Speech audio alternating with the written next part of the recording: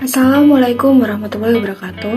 Perkenalkan, nama saya Firman Pramastya Fantarifin dari Prodi S1 Kebidanan dengan NIM 12300220037. Pada video kali ini saya akan membahas materi mengenai biolistrik yang kedua, di mana pokok bahasan dalam video kali ini yaitu 1. Morfologi syaraf, kemudian mekanisme depolarisasi, repolarisasi, kemudian potensial aksi, perambatan potensial aksi, mekanisme sinyal listrik dari otot, kemudian mekanisme sinyal listrik dari jantung, dan faktor yang memengaruhi laju kelistrikan syaraf, serta mekanisme penghantaran impuls pada lengkung gerak refleks syaraf, dan morfologi jantung, konduksi jantung, serta yang terakhir yaitu perbedaan dari otot polos, otot jantung, dan otot lurik. Tanpa berlama-lama, mari kita bahas topik bahasan yang pertama yaitu mengenai morfologi syaraf.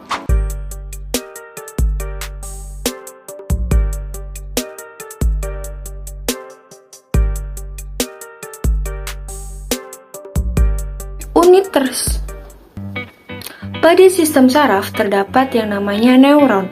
Neuron adalah unit struktural dan fungsional terkecil dari sistem saraf. Kemudian pada neuron juga terdapat struktur-strukturnya. Struktur dari neuron sendiri yang pertama yaitu dendrit. Dendrit adalah penonjolan badan sel yang bercabang-cabang dan berbentuk seperti cabang pohon. Dendrit sendiri berfungsi untuk mengirimkan impuls ke badan saraf. Kemudian, struktur neuron selanjutnya yaitu badan sel, di mana di dalam badan sel ini terdapat inti sel yang dikelilingi oleh sitoplasma. Badan sel mempunyai fungsi yaitu untuk menerima impuls atau rangsangan dari dendrit dan meneruskannya ke akson. Kemudian bagian ketiga dari neuron yaitu akson atau dendrit. Akson atau dendrit adalah penonjolan badan sel yang berbentuk panjang dan silindris, di mana setiap satu sel neuron memiliki satu akson, di mana ujung akhir akson disebut dengan terminal akson, di mana akson atau dendrit sendiri ini berfungsi untuk mengirimkan informasi ke berbagai macam neuron, otot, dan juga kelenjar. Kemudian bagian neuron yang keempat yaitu nodus Ranvier. Nodus Ranvier adalah daerah akson terbuka yang tidak diselubungi oleh myelin, di mana fungsi nodus Ranvier sendiri adalah untuk tempat terjadinya tarik-menarik muatan listrik di sekitar membran sel saraf. Kemudian pada neuron juga terdapat yang namanya selaput myelin, di mana selaput myelin ini adalah lapisan lemak yang berwarna putih yang melapisi akson, di mana fungsi selaput myelin berfungsi untuk isolator elektrik. Tidak semua neuron memiliki selaput myelin, di mana fungsi selaput myelin ini adalah berfungsi untuk meningkatkan kecepatan sinyal saraf dari akson. Kemudian, serabut panjang pada sel neuron yang bekerja membawa keluar pesan dinamakan eferen. Sedangkan syaraf aferen yaitu sel neuron yang berfungsi untuk mengirimkan sinyal sensoris ke otak. Kemudian, selanjutnya kita akan membahas mengenai mekanisme depolarisasi, repolarisasi potensial aksi, dan perambatan potensial aksi.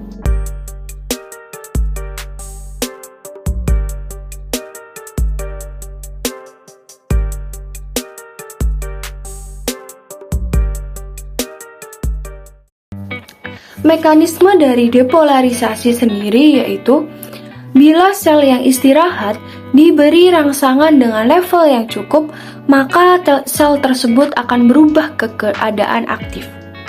Dalam keadaan aktif, potensial membran sel mengalami perubahan dari negatif menjadi positif di sisi dalam. Keadaan inilah yang dinamakan dengan depolarisasi. Kejadian ini dimulai dari satu titik dari permukaan membran dan akan merambat ke seluruh permukaan membran. Pada tahap ini, membran sangat permeabel sehingga sangat reaktif terhadap yang namanya ion Na+, sehingga kanal Na+ terbuka yang menyebabkan ion Na+ akan masuk ke dalam sehingga potensial membran meningkat sehingga terjadinya overshoot jika potensial berada di atas. Kemudian mekanisme repolarisasi. Dalam keadaan repolarisasi, potensial membran berubah dari positif di sisi dalam menuju kembali ke negatif di sisi dalam juga. Tahapan repolarisasi diawali dari suatu titik dan merambat ke seluruh permukaan membran sel. Bila seluruh membran sel sudah bermuatan negatif di sisi dalam, maka dikatakan sel dalam keadaan istirahat atau keadaan polarisasi kembali dan siap untuk menerima rangsangan berikutnya. Pada tahap ini, kanal Na+ mulai tertutup. Kanal ion K+ terbuka dan ion K+ keluar sehingga membran potensial kembali ke dalam fase istirahat. Kemudian mekanisme yang ketiga yaitu perambatan potensial aksi. Proses biolistrik yang kompleks akan dihasilkan dari kerucut akson hingga ujung akson. Kemudian sinyal listrik akan maju ke tombol terminal. Tombol terminal ini memiliki saluran kalsium yang terbuka saat potensial mencapai ke mereka. Sesuatu yang menyebabkan vesikula yang mengandung neurotransmitter memancarkan kontennya dan mengeluarkannya ke ruang sinaptik. Dengan demikian, potensi aksi yang menghasilkan neurotransmitter untuk dilepaskan menjadi sumber utama transmisi informasi syaraf di dalam tubuh kita. Kemudian selanjutnya kita akan membahas mengenai mekanisme sinyal listrik dari otot.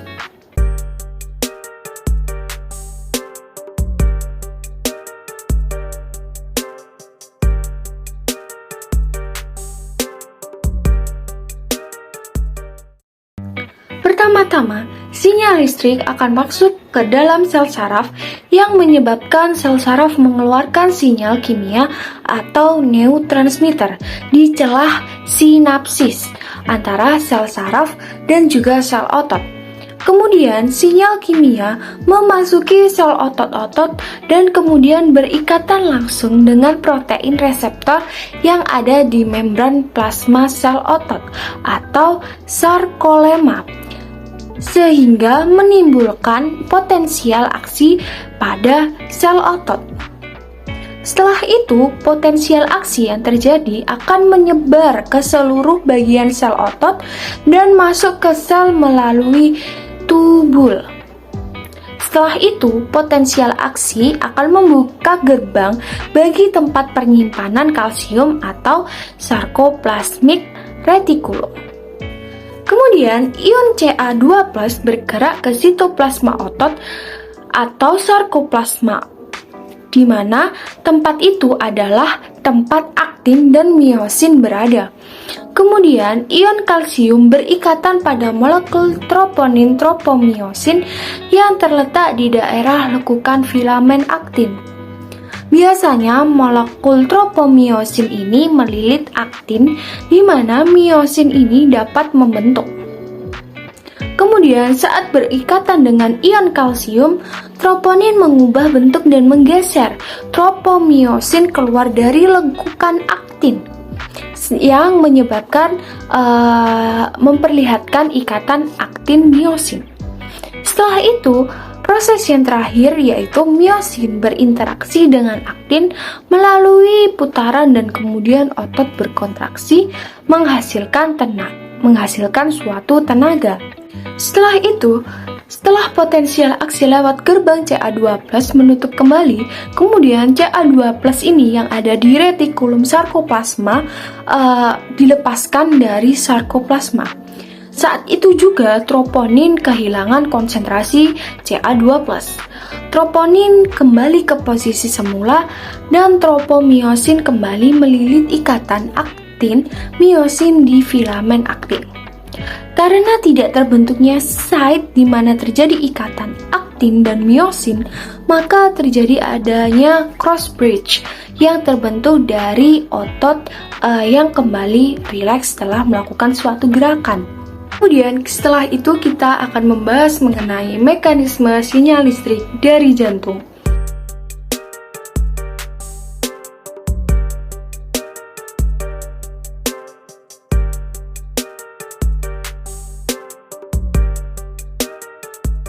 Sistem elektrik yang terdapat pada jantung ini cukup kompleks.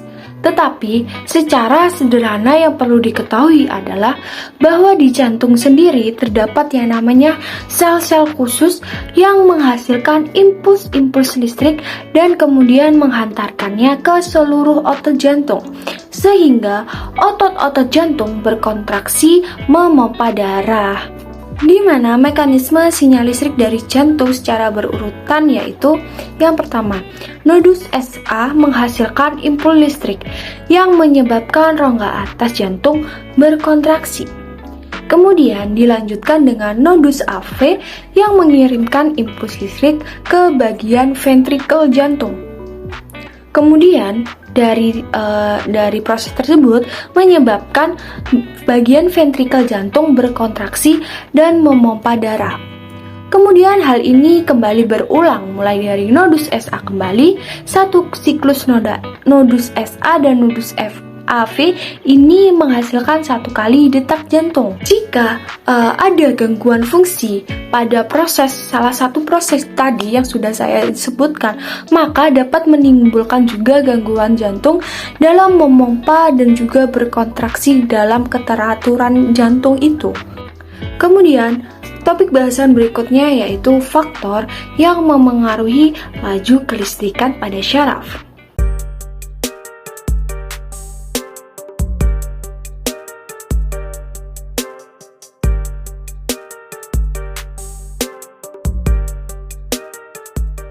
Faktor yang memengaruhi laju kelistrikan pada syaraf yang pertama yaitu jumlah myelin, di mana penjalaran impuls akan lebih cepat pada akson yang bermyelin daripada pada akson yang tidak bermyelin. Kemudian, faktor yang memengaruhi laju kelistrikan pada syaraf yang kedua yaitu diameter akson, di mana penjalaran impuls pada akson dengan diameter yang lebih besar akan membuat laju kelistrikan pada syaraf akan lebih cepat.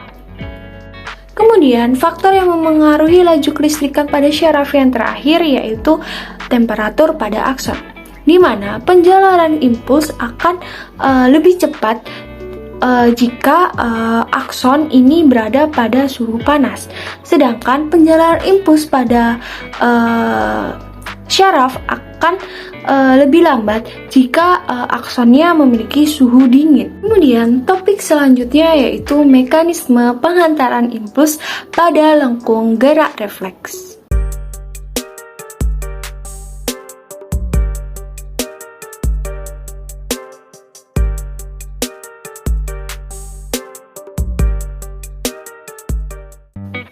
Urutan perambatan impuls pada gerak refleks yaitu stimulus pada organ reseptor, kemudian sel saraf sensorik, kemudian sel penghubung atau asosiasi pada sumsum tulang belakang, kemudian sel saraf motorik, dan yang terakhir yaitu respon pada organ afektor. Jalan pintas pada gerak refleks yang memungkinkan terjadinya gerakan dengan cepat disebut dengan lengkung refleks. Kemudian topik bahasan selanjutnya yaitu mengenai morfologi jantung.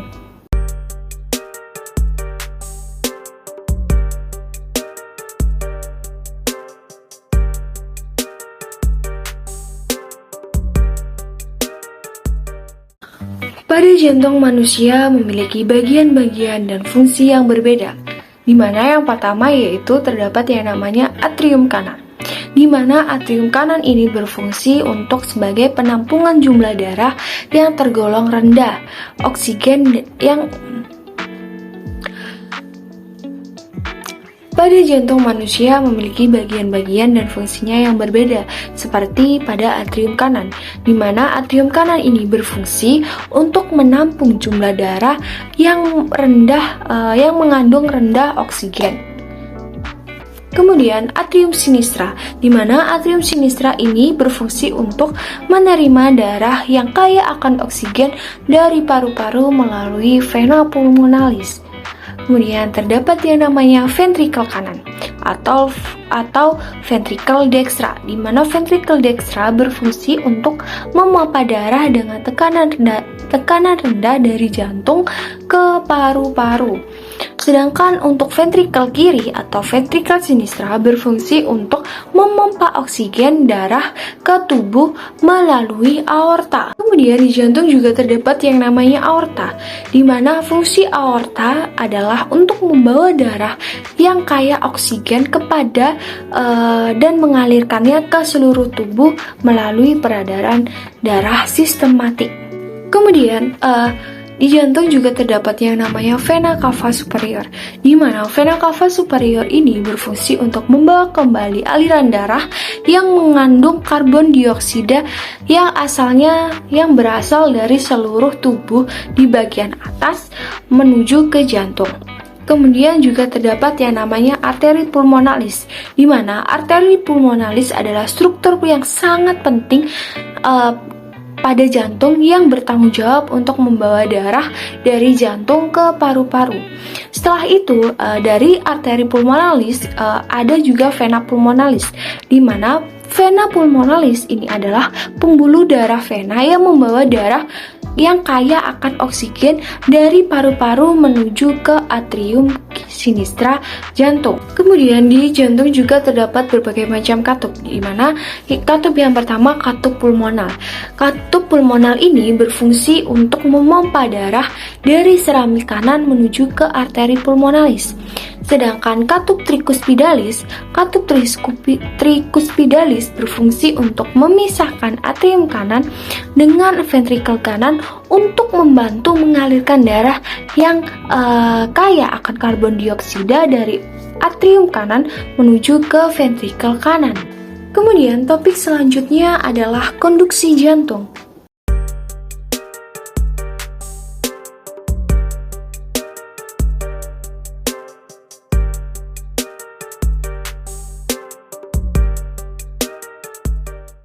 Konduksi jantung adalah tingkat di mana jantung melakukan impuls listrik.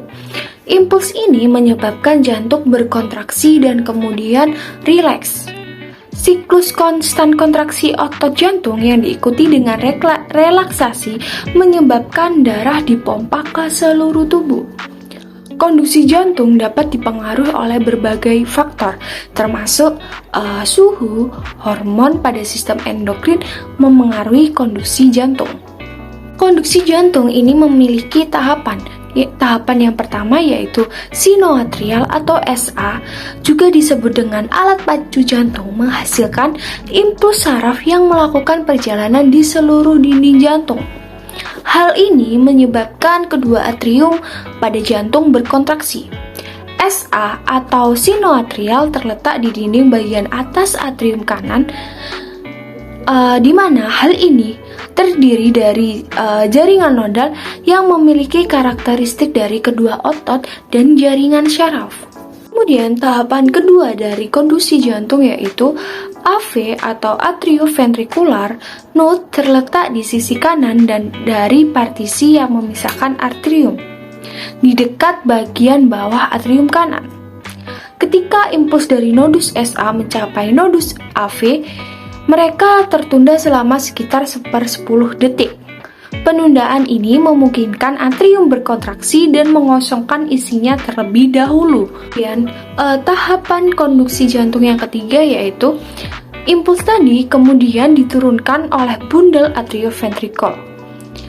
Ini bundel serat bercabang menjadi 2 bundel dan impuls dilakukan di tengah-tengah jantung ke kiri dan ventrikel kanan. Setelah itu, di dasar hati berkas atrioventrikular mulai membagi lebih lanjut ke serat Purkinje. Ketika impuls mencapai serat-serat ini, mereka memicu serat otot yang ada di ventrikel untuk berkontraksi. Ventrikel kanan atau ventrikel dekstra mengirimkan darah ke paru-paru melalui arteri paru-paru. Ventrikel kiri memompa darah menuju ke aorta. Kemudian topik bahasan yang terakhir yaitu perbedaan otot jantung, otot polos, dan juga otot lurik.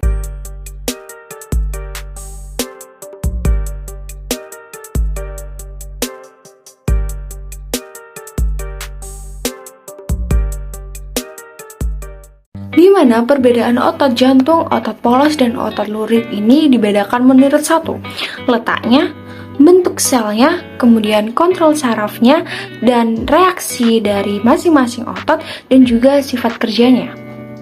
Di mana letak dari otot lurik ini terletak pada tulang rangka, sedangkan pada otot polos ini terletak pada dinding usus atau juga pembuluh darah. Sedangkan jantung atau otot jantung terletak pada jantung seperti namanya. Kemudian bentuk sel dari otot lurik ini adalah bentuk sel dari otot lurik ini memanjang dan terdapat banyak inti yang terletak pada tepi-tepi otot lurik. Sedangkan pada otot polos bentuk selnya itu meruncing. Intinya berjumlah 1 dan berada di tengah. Sedangkan pada otot jantung, bentuk selnya itu bulat memanjang dengan ujungnya bercabang dan terdapat banyak inti sel yang terletak pada tengah sel otot jantung.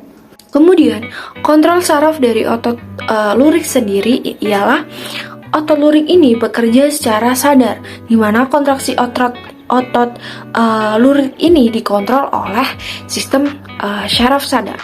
Sedangkan pada otot polos, kontrol sarafnya bekerja secara tidak sadar, di mana kontraksi otot polos tidak dikontrol oleh sistem saraf sadar.